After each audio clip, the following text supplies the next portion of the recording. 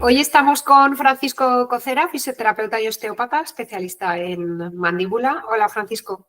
Hola María Ángeles, ¿qué tal? ¿Cómo estás? Muy bien, buenos días. Muchas gracias por venir. Nos ha costado, pero aquí estamos. Ha costado. Para los que no lo sepan, creen que va a ser esto así como súper espontáneo, pero ha costado que nos pongamos todos los astros de acuerdo. Pero bueno, bien está lo que bien acaba. Así es que, nada, cuéntanos quién eres, explícanos, preséntate tú. Vale, pues soy Francisco Cocera Morata, que nunca sale en Morata y mi madre se enfada. Soy Francisco Cocera Morata, fisioterapeuta desde hace 25, 26 años. Soy natural de un pueblecito pequeño de Jaén, para los que conozcan la Sierra de Cazorla, está al ladito de Cazorla, pero desarrollo mi profesión clínica en Utrera, una ciudad al lado de Sevilla, a unos 30 kilómetros de Sevilla.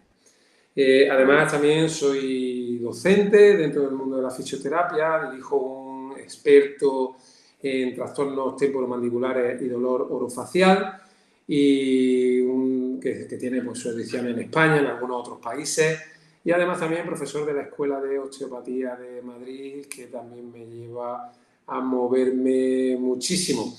Así que es difícil ubicarme. Siempre cuento que cuando yo era pequeñito mi hija me decía que como me movía tanto y no era de ningún sitio, era mundinense. Así que esa es mi definición de dónde soy. Me encanta, el gentilicio de Francisco Cocera es mundinense. Por obra y gracia de su hija, qué mona. La verdad es que muy bien. Cuéntanos, porque ahora profundizaremos un poco en todo esto que has dicho así rápido, pero ahí hay mucha chicha. Cuéntanos por qué estudiaste fisioterapia. ¿Fue vocacional? ¿Era tu primera opción? Pues mira, no, para nada. Mi primera opción para estudiar era odontología. Además, casi desde pequeño. Incluso antes que en el instituto ya sabía yo que quería ser odontólogo. Era algo que estaba siempre en mi cabeza. Pero las casualidades de la vida, jugando al baloncesto, yo competía y jugando al baloncesto me hice un esguince, antes de selectividad, estando en el instituto, me hice un esguince y en aquel entonces los esguinces se trataban con reposo, una escayola o un vendaje reposo, y aquello para mí fue un chasco grandísimo porque yo quería jugar aquel partido. Y por medio de un amigo de mi padre me recomendó que visitara a unos fisioterapeutas, que hoy en día tengo la suerte de que sean amigos míos, Antonio Gómez Gámez y José Esteban, que, bueno, pues me trataron y no sé qué hicieron, pero yo pude jugar aquel partido y ahí saltó un primer resorte de, oye, ¿qué está pasando aquí? Esto me llamó muchísimo la atención. Así que aquella idea fue macerándose y un poco antes de selectividad yo le pedí a mi padre que me acercara de nuevo a Úbeda para hablar con estos dos compañeros porque quería saber qué había pasado ahí. Entonces me explicaron que habían hecho osteopatía y que para hacer osteopatía había que hacer fisioterapia. Y entonces a partir de ahí se empezó a generar un lío en la cabeza hasta el punto de que incluso con la matrícula de odontología hecha en la universidad tuve un arrepentimiento o una aparición mariana en el último segundo, ya casi en las escaleras de la facultad, que me cambiaron el devenir de toda esta historia. Y ahí fue el inicio de toda esta historia de vida. Dicen los amigos siempre que hablamos de estos temas que como yo iba para odontólogo, por eso al final he terminado en la ATM. Bueno, puede haber algún tipo de relación con eso, pero inicialmente yo iba para odontología. Tiene todo el sentido y además seguramente tu inconsciente ya había decidido que tú ibas a hacer fisioterapia y no odontología. Pero tú no lo sabías, lo sabías. Yo no lo sabía todavía. Sí que es verdad que hoy en día con los pacientes, como hablo muchísimo con los pacientes, a veces cuando en casa reflexiono digo, si yo fuera odontólogo con todo lo que hablo, lo único que escucharía todo el día sería algo así como sería lo único que escucharía, no habría conversaciones. Y a lo mejor eso no me gustaría tanto, fíjate. A los que nos gusta hablar, la rabia que da estar con la boca abierta en el dentista y que hable él y tú no poder contestar nada. Y él preguntándote cómo va el colegio de los niños y tú nada más que pudiendo usar vocales. Ahí está. Mejor fisio. Oye, qué importante es tener referentes, ¿verdad? Buenos referentes. Como tuviste tú la guía de estos dos que te despertaran ahí, es súper importante. Mi primer contacto con la fisioterapia y con el tiempo, la suerte que he tenido, en la vida, que ellos a su vez eran profesores de la Escuela de Osteopatía de Madrid, en la cual actualmente yo también trabajo, Y fueron ellos un poco los que me metieron dentro del mundo de la fisioterapia, de la osteopatía, con lo cual, pues, además he tenido la suerte a posteriori de que no han sido mis fisioterapeutas ni mis profesores, sino que además ya hoy en día forman parte de mis amistades, con lo cual, pues bueno, tener referentes y encima convertirte en amigos de ellos, ya es el top del top. Sí, desde luego, además, no sé si sois conscientes los profesores de esa influencia que tenéis. Supongo que Hombre, sí. es cierto que ya cuando ya llevas años en esto, porque ya llevo yo unos cuantos años en esto, ya no vamos a entrar en números exactos, porque habría que decirlo en números romanos, pero los que ya llevamos unos años, es verdad que te encuentras por el camino con muchos compañeros.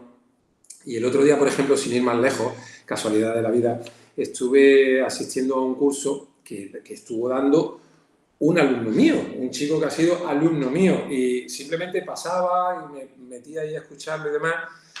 Y él hizo 2 o 3 veces referencia en clase a cosas que en algún momento había escuchado de mí.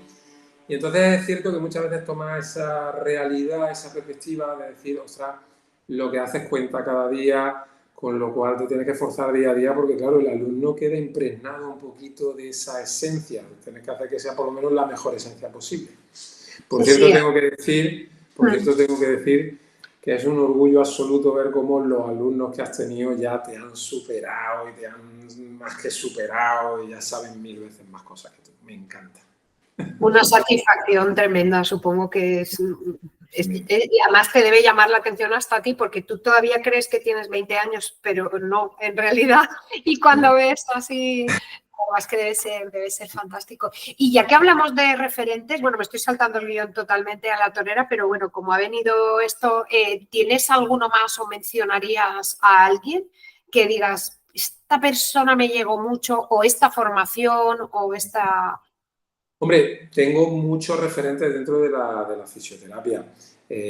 Por ejemplo, para mí la labor que ha hecho durante todos estos años para la fisioterapia y la osteopatía en concreto acá en España, que ha hecho, por ejemplo, Ginés Almazán, el cual también lo cuento como amigo personal, para mí siempre era alguien a que había que conocer, seguir sus pasos, imitar, copiar, había que hacer algo, pero había que estar ahí cerca porque es una persona que ha hecho mucho por la fisioterapia y la osteopatía en este país.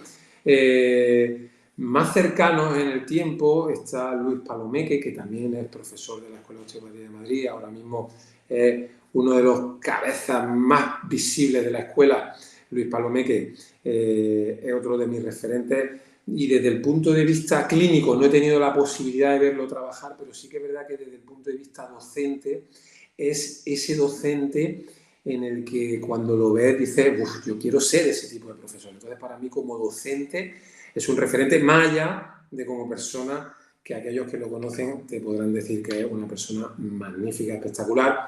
Y luego, ya mucho más actuales y más dentro de mi propio tiempo, en España, Miguel Ángel Lérida, que nos habéis entrevistado vosotros también, José Antonio Martínez, amigos y compañeros espectaculares. Y fuera de aquí, de España, me quedo con dos personas también que para mí son referentes muy interesantes. Uno es Andrea Turrina, un italiano, es un crack auténtico, y lo tengo como referente, pero no tanto como fisioterapeuta. No he tenido la suerte de verlo dar clase, no he tenido la suerte de verlo tratar, pero sí como referente empresarial, porque muchas veces desde la fisioterapia olvidamos ese concepto de empresa y Andrea Turrina es una persona que creo que sabe hacer de la fisioterapia también una empresa y sabe hacer del fisioterapeuta un empresario. Eso también creo que es algo muy importante de lo que adolece nuestra formación. No tenemos, sí, sabemos tratar gente, pero luego compañeros que no saben ni siquiera qué es un IRPF. Entonces, Andrea Turrina es un crack absoluto de lo que es el mundo de la empresa para mí. Y luego me quedo con un chileno, ya desde el punto de vista clínico y docente, me quedo con un chileno que es Mariano Rocabado, que bueno, creo que fue uno de los grandes pioneros de la ATM dentro de la fisioterapia.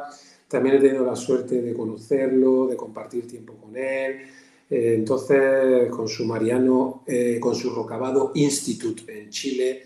Entonces, son uno de mis referentes. Y hay un referente del cual no puedo decir el nombre, obviamente, pero fue un profesor que tuve en el instituto que él me odiaba en lo más profundo y fue un referente personal, sí, fue un referente personal porque me enseñó lo que no debe de hacer un docente. No vamos a decir el nombre obviamente, pero es un referente que tengo muy presente frente a lo que tampoco debe de ser un docente. No hay necesidad de decirlo. No me puedo creer que lo haya dicho, creo que es la primera vez que lo he dicho en público, María Ángela. Pues mira, el otro día entrevisté a Alejandro Estepa, que también es andaluz, que igual le conoces y que también tiene un enfoque empresarial de la profesión y está formando a mucha gente. Y estoy muy de acuerdo, y aquí hablamos muchas veces, pero no vamos a irnos por esos derroteros porque si no nos alargamos mucho con respecto a de que os guste o no, sois empresarios, porque la mayoría emprendéis y te ves muy solo y te ves muy ignorante con todas las letras porque no sabes ni lo que es un IRPF. Y hablamos muchas veces con gente acerca de la posibilidad de la viabilidad de que eso se incluya en los planes de estudios de alguna forma. Y eso lo hemos hablado. Pues Alejandro contó que hubo un profesor que le dijo en pocas palabras que nunca llegaría a ser lo que él quería. Efectivamente, esas mismas palabras me las dijeron a mí. Hablaré con Alejandro para ver si hablamos de la misma persona o no, pero esas mismas palabras me las dijeron a mí. Y bueno, pues mira, por lo menos he llegado a Utrera, por lo menos llegué. Explícanos qué es el dolor orofacial y el ATM. Venga. Vale, pues mira, la ATM es una articulación temporomandibular, se llama ATM porque temporomandibular de los dos huesos que lo forman, el temporal y la mandíbula. Lo que pasa es que sí es verdad que hemos utilizado, coloquialmente, se utiliza la ATM como para definir todo lo que serían las patologías a nivel del cráneo, del cuello, aunque sería muchísimo más específico decir sistema estomatognático. Claro, decir estomatognático pues, frente a ATM, pues no. Pero el dolor orofacial que tú preguntabas, claro, es como la aspirina y el ácido acetil salicílico, ¿no? Algo así. Entonces, pues tenemos esa ATM como referenciando a cualquier cosa que pueda pasar aquí. Pero por hacer un poquito más fácil de entender todo esto, la ATM, la articulación, el sistema estomatognático es todas aquellas estructuras musculares, ligamentarias, óseas, que forman parte de todo el sistema masticatorio y deglutor. Y luego el dolor orofacial es todo aquel dolor que tiene algún tipo de vinculación con estos dos sistemas, con la ATM, con el sistema estomatognático, que puede involucrar no solo a la región de la cabeza, sino al cuello o incluso hasta la propia región de los hombros. De hecho, en consulta, prácticamente casi cualquier dolor que viene de la zona pectoral hacia arriba, le hacemos algún tipo de revisión a nivel del ATM para ver si hay una implicación de esta región o no hay una implicación de esta región. Sí, de hecho, ¿quién no ha tenido alguna vez dolor de cuello, dolor de cabeza, dolor de mandíbula? Incluso lo que pasa es que y nunca lo relacionamos o a pesar de eso, de lo extendida que está, pues eso, tener dolores en esa zona, muy poca gente lo relaciona. Es una especialidad emergente a pesar de todo, porque no todo el mundo sabe tratar la mandíbula. Es curioso. Hay una correlación en la mente del paciente que es también muy lógica y la entiendo perfectamente. Tengo un dolor en la boca, voy al odontólogo, que me han enseñado que cuando tengo algo en la boca tengo que ir al odontólogo. Eso está más claro que el agua.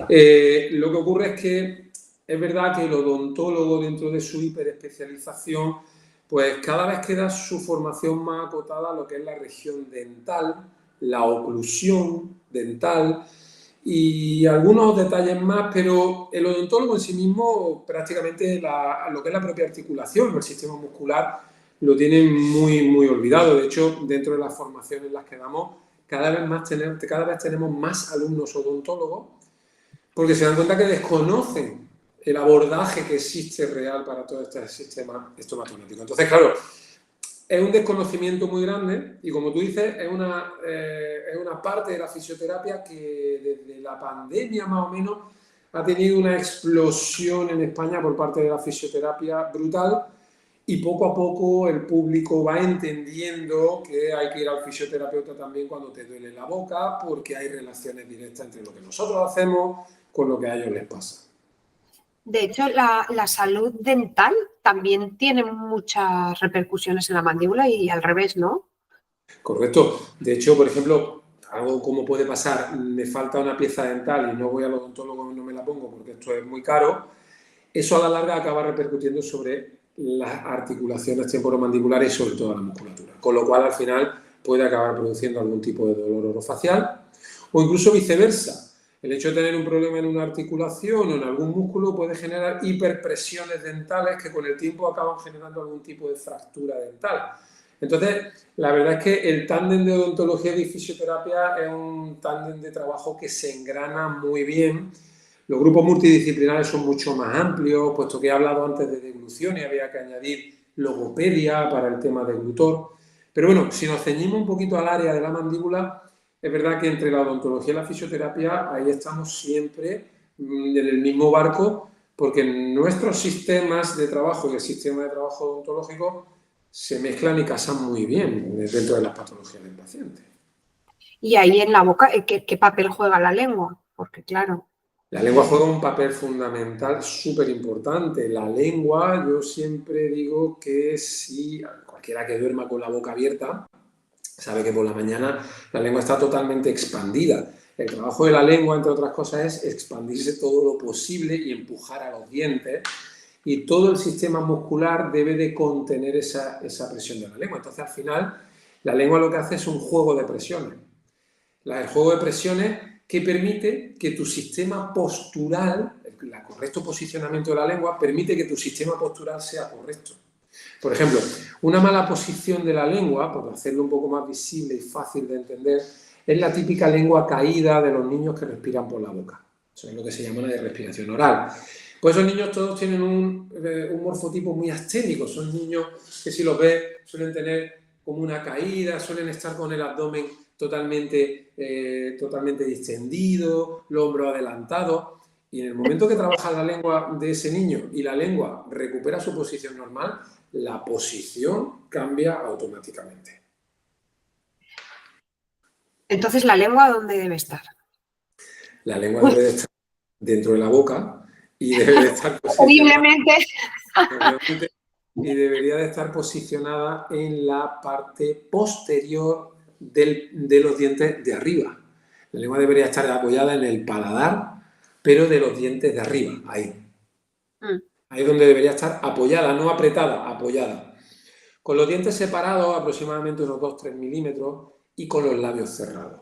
Todo lo que no sea esto es lo que se llama posición mioequilibrada del sistema lingual, todo lo que no sea esto puede empezar a entrar dentro de la patología.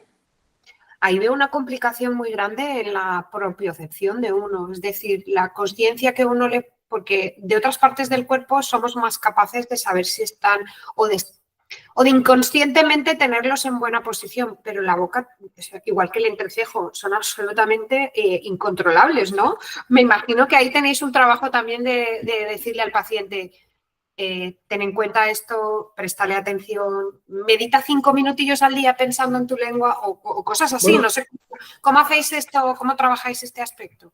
Sí, es verdad que por parte de la concienciación del paciente es muy importante, que también utilizamos algunos trucos. Por ejemplo, las gomitas estas que se utilizan en los brackets, me gusta utilizarlas, les digo que la pongan en la punta de la lengua mientras están trabajando en el ordenador, por ejemplo, o a los adolescentes cuando están estudiando, cuando están haciendo alguna actividad en la que tu cabeza sabes que va a salir de la conciencia corporal y va a estar en otro lugar. Entonces le pido que se pongan una gomita de esta en la punta de la lengua, la apoyen donde previamente les he dicho que tiene que estar apoyada, que mantengan esa posición de labio cerrado y de mandíbula y que trabajen. Además, automáticamente cuando haces esa posición en el ordenador, automáticamente tu postura se convierte en erguida y empiezas a trabajar.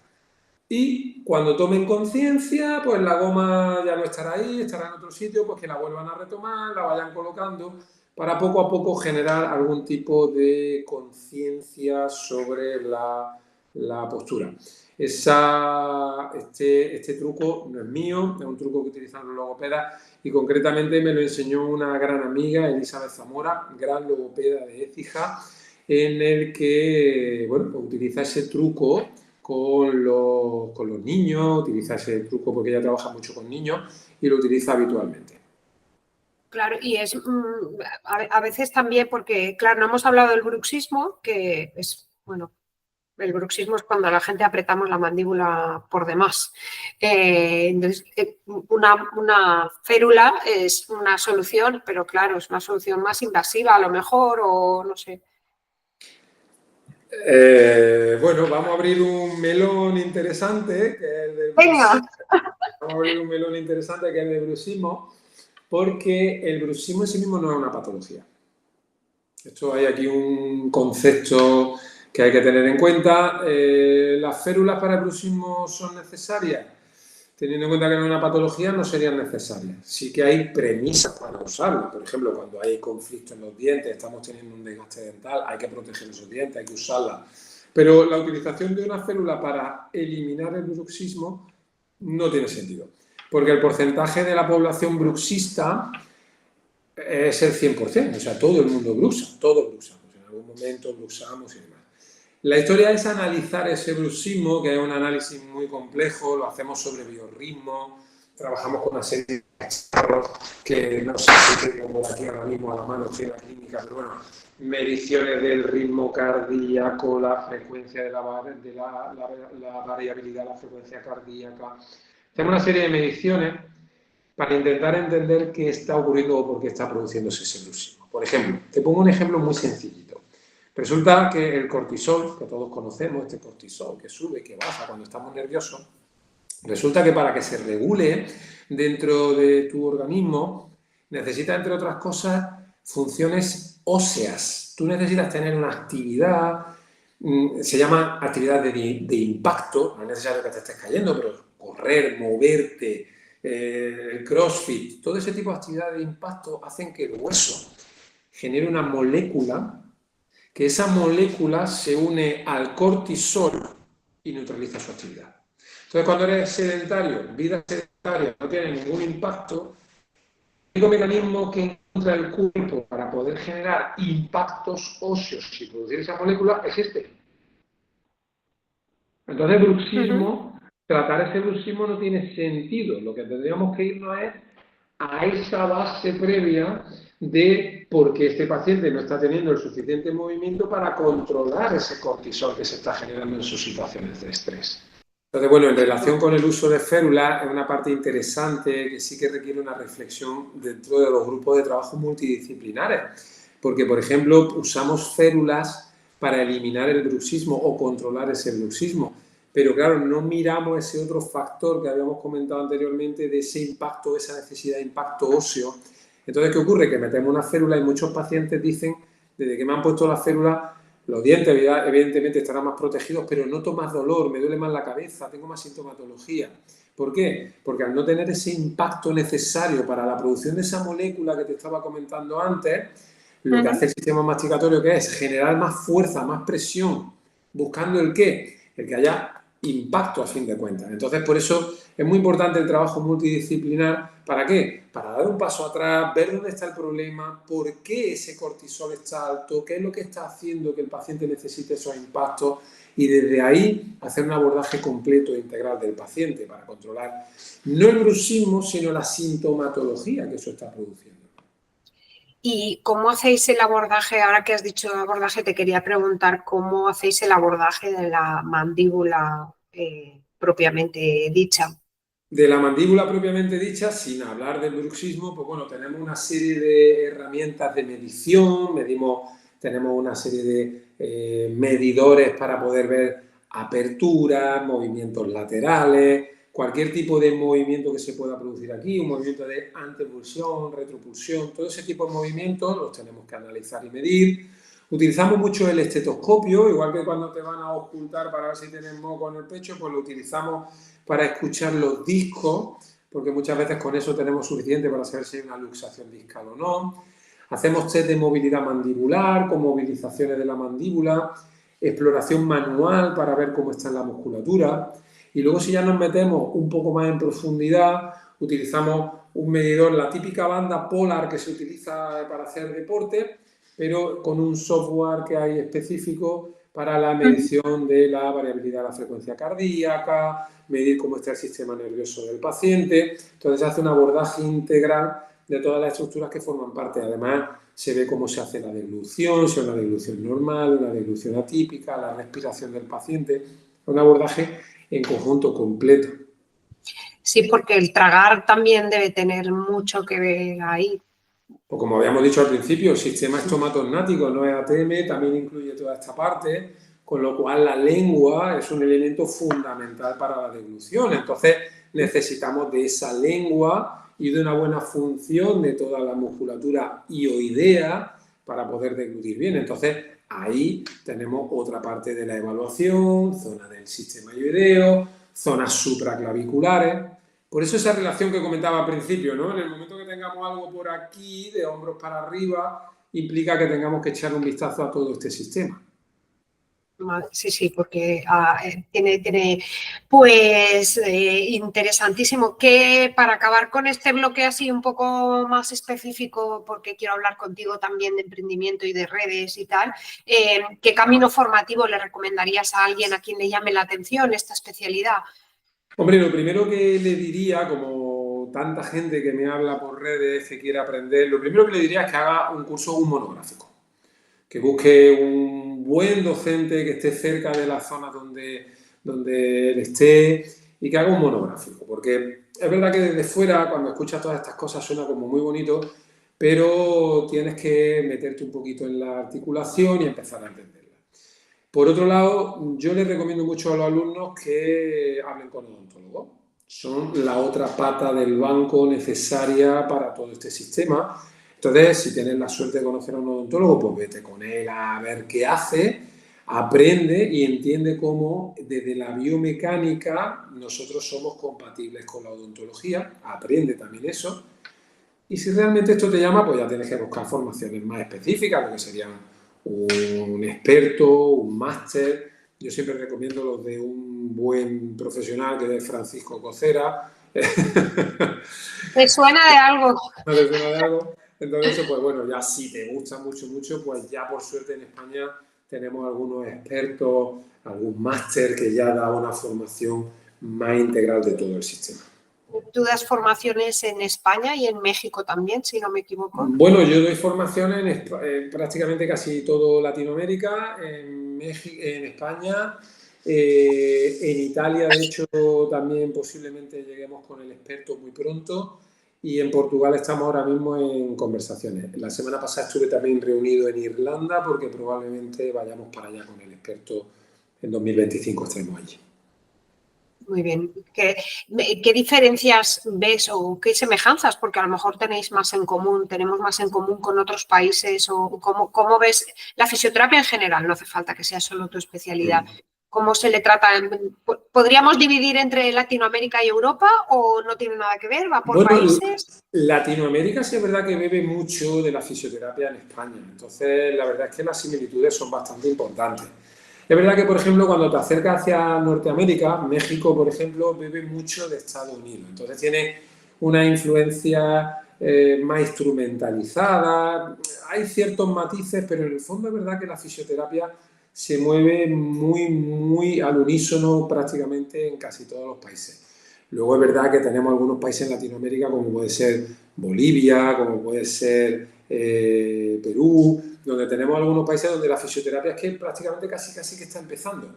Entonces, claro, están todavía en vías de desarrollo de la identidad de la propia fisioterapia. Pero es verdad que en casi toda Latinoamérica la fisioterapia es muy homogeneizada. Algunas pequeñas corrientes de alguna cosa muy puntual en algún país, pero está muy homogeneizada. Con cualquier fisioterapeuta de habla hispana que hable, prácticamente casi respiramos todos por el mismo aire, casi todo. Tú vas para allá y sientes que habláis el mismo idioma, ¿no? No hay esas diferencias culturales tan que a veces pues hay que sientes Hombre, que sintonizáis enseguida.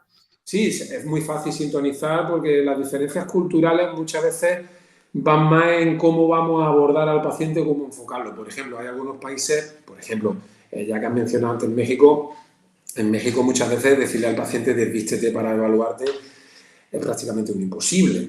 Entonces, pues bueno, hay algunas diferencias, pero ya no son tanto las diferencias de la propia fisioterapia, sino las diferencias más culturales que puedes encontrar específicas en cada país. Entonces, bueno, es verdad que ellos, pues ante una dificultad, pues se agudiza el ingenio y encuentran las formas para poder solventar esa carencia de ese dato que a lo mejor en España pues es muy sencillo, que muchas veces mis pacientes entran y mientras me están dando los buenos días ya se están quitando la ropa, ¿no? Que estamos como muy habituados a quedarme en ropa interior delante del fisioterapeuta. Bueno, claro, cada uno sabe trabajar en el contexto en el que está y bueno, pues está bien. Pero lo que es el idioma de la fisioterapia de sí misma es muy parecido en casi todos los países. La fisioterapia, la osteopatía, es un idioma muy parecido en casi todos los países. Quería hablar contigo de marca personal y de redes porque tú publicas con bastante frecuencia en Instagram, siempre con un punto de humor. Me imagino que tanto las redes como el humor tienen un lugar bastante importante en tu día a día, ¿no? Para mí es muy importante. O sea, si no hay humor, no me cuadra ni la docencia, ni el aprendizaje, ni siquiera la consulta. O sea, yo siempre estoy bromeando con los pacientes, diciendo cosas. Para mí el humor es parte del día a día. Sin humor, no porque baje el cortisol y aumente la dopamina y demás, que también, sino Y bueno, porque ni tan mal. pero es cierto que para mí es parte de mi día a día. Entonces, siempre me gusta, desde el punto de vista de mis redes, pues me gusta darle ese puntito más personal, un poquito de humor, encontrar... Hay algunos posts que es verdad que en ocasiones te tienes que poner serio, pero aquellos que me conocen más saben que no es mi perfil habitual. Mi perfil habitual es siempre darle algún tipo de puntilla a un punto humorístico al asunto. Podríamos decir que tu Instagram es un reflejo de ti, ¿no? Es una mezcla de técnica y humor. Pues la verdad es que sí, porque no, o sea, sigo una idea y tengo una idea y tengo un patrón y me gusta seguir una serie de líneas de creatividad y seguir una serie de líneas creativas, pero al final, como lo gestiono yo personalmente, pues le doy mi toque personal porque es mío y es así. Eso te iba a preguntar si tienes alguien que te eche una mano con las redes No, lo o... gestiono yo, lo gestiono yo. Además, yo soy una persona muy activa, muy hiperactiva. No quiero decir hiperactividad porque eso ya entra dentro de la patología, pero soy una persona muy activa. Y en general, líneas de creatividad, líneas de creación, hacer mi brainstorming para ver exactamente por dónde voy a ir enfocando el siguiente mes y demás, para mí es un punto que me da cierta quietud, me da cierta calma y entonces me gusta mucho. Creo que no me sentiría cómodo si alguien me lo gestionara, pero por ese punto, porque a mí personalmente me relaja muchísimo el pensar, ver cómo vamos a organizar todo el trabajo, lo hago quincenal, ver cómo vamos a trabajar la siguiente quincena. Por ejemplo, me lo he pasado muy bien pensando lo que voy a hacer en toda esta quincena de Navidad, pues me lo he pasado muy bien viendo qué voy a organizar, teniendo ideas y demás. Muy bien. Sí, o sea que sí que tienes una planificación de cada 2 semanitas, sabes más o menos lo que vas a ir publicando. Normalmente tengo varias líneas de trabajo. Primero tengo una línea, lo que, bueno, desde el punto de vista del marketing, ¿no? Lo que es el brainstorming para ver un poco por dónde vamos a ir enfocando la idea. Es cierto que también tengo algunas ideas sueltas que van apareciendo, entonces las voy desarrollando. Por ejemplo, tengo mucha comunicación con todos mis seguidores, por ejemplo en Instagram, que es donde más me muevo, tengo mucha comunicación con la gente, entonces es verdad que algunos alumnos o algunos compañeros a veces, oye, ¿por qué no habla un poquito de esto? Y se van creando nuevas líneas de ideas, entonces las voy desarrollando poquito a poco, y entonces pues es un Instagram muy vivo en el sentido, pienso, de que es un Instagram que tiene mucho feedback por parte de la gente, y utilizo esos feedbacks y esas peticiones que hacen a veces para seguir generando cierto contenido. Entonces es algo que me mantiene como muy activo, con la cabeza todo el día activa, viendo qué vamos a hacer. Bueno, eso es lo ideal, ¿no? Por eso se llaman redes sociales. Lo ideal es socializar. Cuando la comunicación no es bidireccional, pues bueno, pierde un poco más el sentido y tú desde luego sí que puedes decir con orgullo que la gente responde a lo que publicas. Y supongo que por privado también te escribirá mucha gente pidiéndote consejos, Sí, no sé. muchísimo, muchísimo. Hay que entender también que, por ejemplo, a lo mejor en ocasiones hago alguna pregunta un poco más sencilla. Entonces, claro, pues, claro, en mi perfil me sigue gente que no son fisioterapeutas, mi inmenso perfil de fisioterapeutas, me siguen estudiantes de fisioterapia, pero claro, me siguen gente postdoctorado. Entonces, a veces hace una pregunta tonta y pides el feedback escrito en público y hay gente que le da un poco de vergüenza decir, oye, pues yo esto no lo sabía. Pero luego se generan por detrás se generan muchas conversaciones muy interesantes, pues de las cuales pues nacen otras ideas, como comentábamos, que entran dentro de esas líneas temporales de trabajo y me va marcando un poco el timing de las cosas como tengo que ir haciéndolas. ¿Qué le dirías a los que no se atreven? ¿Tú crees que es una herramienta realmente útil y que deberían tener? ¿Les aconsejarías tener redes sociales? Yo siempre hablaba, yo antes de la pandemia, para mí en las redes sociales hay un pre-pandemia y un post-pandemia, creo que como para casi todo el mundo tuvimos, ¿no? Yo pre-pandemia mis redes sociales eran prácticamente casi inexistentes, colgaba alguna cosa, un detallito, alguna cosa, pero era algo al que no le prestaba atención. Entonces, en la pandemia, pues claro, estábamos precisamente todo el día enganchados al teléfono, todo el día enganchados a redes, y ahí fue cuando empezó a crecer realmente mi perfil. Mi perfil creció en los últimos años y me di cuenta, hablando de esa visión empresarial que comentábamos anteriormente, me di cuenta que, oye, cuidado, me está llamando gente para que los trate porque han visto un post que yo he puesto sobre esto. Entonces empecé a ver cómo las redes, esa famosa palabra que también siempre Instagram, ¿no? Cómo se iba monetizando aquello que se hacía. Entonces, desde un punto de vista profesional, para mí ya las redes sociales son un win-win sin más vuelta de hoja. Hay que tenerlos presentes. Tampoco quiero llegar al radicalismo de si no estás en redes no existes. Hay otras vías de poder llegar a la gente, pero es una red súper fácil para llegar a la gente y además, pues bueno, si tienes esa pequeña chispa creativa queriendo nacer, pues muchas veces de una chispa sale un incendio gigante. Entonces, explóralo, por lo menos explóralo, pierde el miedo. Sí, bueno, a ti no te ha ido mal, no sé cuántos miles de seguidores tienes, pero unos cuantos. Sí, bastante gente. Y supongo que ha ido viniendo de forma natural a medida que, bueno, como suceden estas cosas. Sí, ha sido un crecimiento así bastante orgánico, con las publicaciones que se iban haciendo. Es verdad, por ejemplo, que no tengo costumbre de promocionar nada, o sea, no suelo hacer esos gastos para promocionar nada, es un crecimiento puramente orgánico de la red. O sea, al final es profesional, entre nosotros nos comunicamos y las redes sociales es un nuevo mecanismo de comunicación, muy sencillo. Uh-huh. Muy bien, y oye, con tanta cosa que haces, ¿cómo te organizas? ¿Tienes una agenda? ¿Lo llevas en el móvil? ¿Tienes a alguien que te eche una mano? Aquí Sí, ¿no? tengo gente que me Sin echa tu una. móvil no eres nadie. Sin mi móvil no soy nadie, eso es totalmente cierto, pero sobre todo una gran estructuración y una gran organización. Tengo la gran fortuna de que en mi clínica mi trabajo es muy fácil porque Ana, que es la persona que se encarga de organizar todo el tema de la clínica, para mí es mis pies y mis manos. De hecho, hace poco la tuve de baja y yo pensaba que me iba a cortar el cuello, me iba a hacer yo el harakiri, porque ahí te das cuenta que la organización es fundamental. Entonces, la parte que a todo el mundo más tiempo le reclama, que es la organización de la agenda de la clínica, para mí es una cosa que va muy fácil, va muy rodada. Entonces, yo organizo mi día normalmente desde un punto de vista más de lectura, me gusta todos los días leer algo sanitario, deporte, todos los días o el CrossFit o nadar o algo así. Luego organizo mi día, mi parte clínica del día, evidentemente. Luego tengo una parte para la familia y por último, cuando todo el mundo duerme y demás, a mí otra de las cosas que me gusta es leer algo que no tenga nada, absolutamente nada que ver con sanidad ni nada, aunque sea un poquito un poemita por ahí suelto o algo, me gusta leer. Entonces, tengo la gran ventaja de que mi organización dentro de la clínica es un poco más fácil. Entonces, eso me permite que mis tiempos sean un poquito más fáciles de gestionar. Y en redes, pues, como tú bien sabes, o los que se muevan un poquito más en redes, pues es bastante fácil porque generas contenido, programas y ya pues Instagram se va encargando casi de ir publicando y tú puedes estar generando o pensando el siguiente contenido.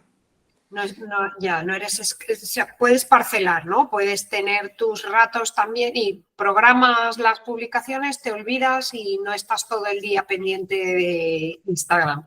No estoy todo el día pendiente, sí que es verdad que cuando, por ejemplo, cuelgas algo que sabes que va a ser un poco, que va a generar controversia, por ejemplo, algunas veces cuelgo algunos posts que sé de antemano que van a generar mucha controversia, ese día sí me gusta estar por ahí, me gusta estar conectado, por eso, pues porque típico hater que te escribe por privado deseándote la muerte, pues bueno, me gusta también, sí, bueno, ahí ¿Eso está. ocurre? Eso ocurre bastante. Además tengo algunos haters muy fieles a mí, lo cual me gusta mucho, en los cuales pues solemos entrar en conversaciones que luego al final son muy interesantes, porque al final de la conversación es verdad que llegamos a puntos bastante interesantes, pero sí que ocurre, claro que ocurre. Algunas veces también esos haters escriben en público, lo que pasa es que es las menos veces, pero sí, algunas cosas así. Piensa que, por ejemplo, yo soy una persona muy crítica con algunas tendencias que aún se siguen manteniendo en la medicina, como puede ser la inmovilización y el reposo. Soy absolutamente crítico en eso, creo que hay muy pocas patologías hoy en día que requieran un reposo y una inmovilización, y claro, pues eso hiere muchas sensibilidades. Luego también desde el punto de vista de la odontología, yo publico constantemente que el bruxismo no es una patología, también hiere ciertas sensibilidades. Y hay gente que el herir ciertas sensibilidades pues no te hace un abordaje tan directo como preguntarte, oye, dame documentación, bibliografía para leer, sino que directamente pues entro por el hater directo.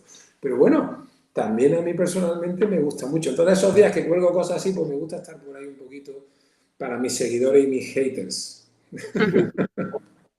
Pues sí, bueno, en fin, es que no me entra en la cabeza que alguien invierta su tiempo en escribir por privado a alguien. Bueno, Vale. pero mira, es interesante, aunque parezca una pérdida de tiempo, y eso sí que se lo digo a mucha gente cuando me dicen, oye, tengo un par de haters, los bloqueo y tal, y digo, oye, mira, pues yo no los bloqueo. Y es verdad que cuando me hablan, me gusta hablar con ellos. Porque en ocasiones, es verdad que puedes matizar tus propias palabras, o en ocasiones directamente te das cuenta que la persona no tiene nada que hacer, porque les mandas documentación y todos esos artículos pues resulta que no les valen.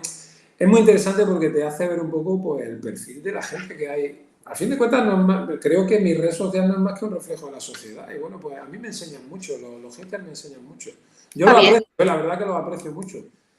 Los que me siguen así un poquito a diario lo saben, porque cuando ya se pasan un poco, es verdad que a veces cuelgo conversaciones en la historia para que vea la gente un poquito cómo es el comportamiento. Pero me gusta ver un poquito, me hacen aprender cosas, me enseñan mucho, a mí me gusta.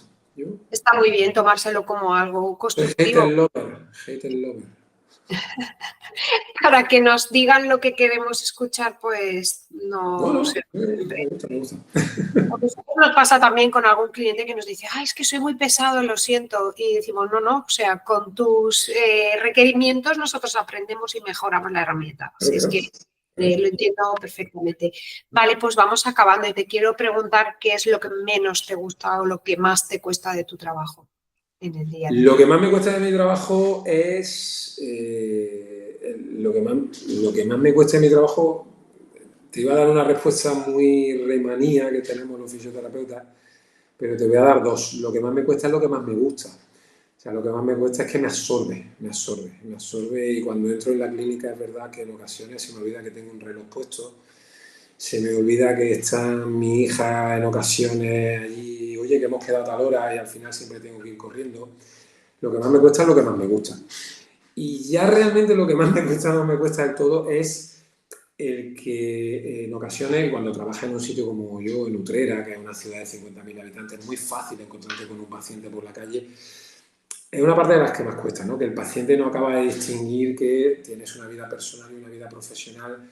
Entonces, claro, pues a lo mejor estar comiendo, como me pasó hace poco, con mi hija fuimos a tomar una hamburguesa aquí y estábamos cenando y de pronto llega un paciente con el móvil, oye, mira, ¿te importa que es que me acaban de mandar la radiografía, que tal? ¿Te importa echarle un vistazo a esto? Yo lo entiendo perfectísimamente, lo entiendo perfectísimamente porque yo abogo mucho por una fisioterapia de fácil acceso al paciente. O sea, pues si tú vienes a mi consulta, una duda, aunque sea un minutito, voy a dedicarte seguro. Entre paciente y paciente voy a hablar contigo. Entonces, claro, muchas veces eso, el paciente no acaba de entender que cuando la clínica está cerrada, pues ya no está en ese rol.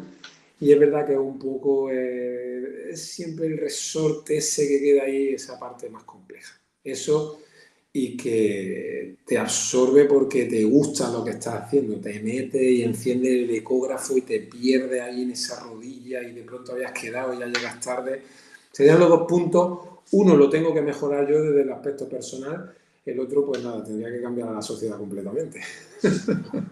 Bueno, sí, no, la verdad es que además es sanísimo para mi parecer parcelar, ¿no? O sea, cuando cierro la persiana soy padre, compañero, deportista y ya, porque si no, al final todo contamina todo y Claro. acabas estresándote mucho.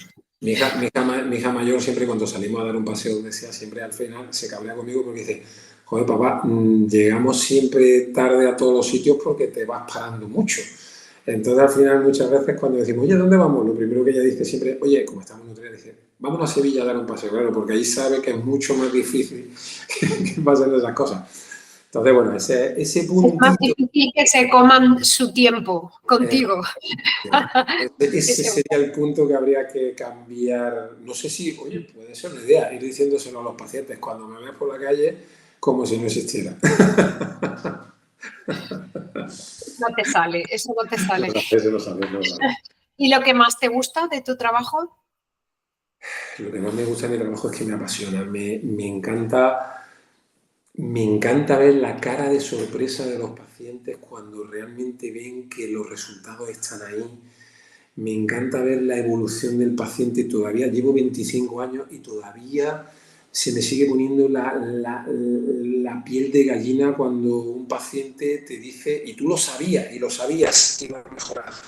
Sin ir más lejos, antes de esta reunión te he escrito, oye, empezamos a tal hora que estoy con un paciente. Bueno, pues por hacerte la historia muy corta, una paciente de 80 años con un dolor en el pie brutal desde hace muchísimo tiempo, la vi hace 10 días, la he vuelto a ver hoy, sabía que iba a estar mejor, pero ver a esa mujer emocionada, decir, oye, que es que me encuentro mejor, es que me encuentro mejor. Todavía eso, 25 años después, me sigue dando un cosquillo por la espalda tremenda y la gran responsabilidad que para mí supone que alguien confíe su salud en mis manos y se tumbe aquí en una camilla, porque están poniendo algo que para mí creo que es lo más sagrado que hay, lo están poniendo en mis manos. Entonces, para mí, eso es un sagrado. Entonces, para mí, eso es lo más importante y lo más bonito de mi profesión.